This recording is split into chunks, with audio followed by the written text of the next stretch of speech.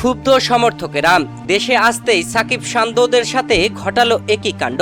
মুহূর্তেই video viral. কি বিপদ, পালাবারও পথ নেই। দর্শক, টি-20 বিশ্বকাপে খেলতে গিয়েছিল বাংলাদেশ। আর এবারে টি-20 বিশ্বকাপে বাংলাদেশ সুপার 8-এ কোয়ালিফাই করে, যেখানে প্রথম রাউন্ডে 4 ম্যাচে 3 ম্যাচে জয় তুলে নিয়েছিল টাইগাররা। যদিও এই জয়গুলো এনে দিয়েছিল বোলাররা, ব্যাটাররা কোনো কিছুই সেভাবে করতে পারেনি। সুপার 8-এ 3 ম্যাচে প্রথম 2 ম্যাচে হারলেও বাংলাদেশের সুযোগ ছিল শেষ ম্যাচে আফগানিস্তানের বিপক্ষে জয় তুলে নিয়ে সেমিফাইনালে জায়গা করে নেওয়া। তবে বাংলাদেশ সেটা করতে পারেনি। আফগানিস্তান বাংলাদেশকে টার্গেট দিয়েছিল 116 রানের। সেই রানের টার্গেটে বাংলাদেশ 12 ওভার 1 বল খেলে জয় তুলে নিলেই সেমিফাইনালে পৌঁছাতো। তবে বাংলাদেশ যেভাবে ব্যাটিং করেছে তা যেন পুরো 20 ওভারেও জিততে পারতো না। এমন ব্যাটিং করে শেষ মুহূর্তে এসে বাংলাদেশ হেরেই গেছে, যেখানে 7 রানে পরাজিত হয়ে বাদ পড়ে যায় বাংলাদেশ। সেমিফাইনালে জায়গা করে নেয় আফগানিস্তান। সুপার 8-এ বাংলাদেশ কোনো ম্যাচে জিততে পারেনি।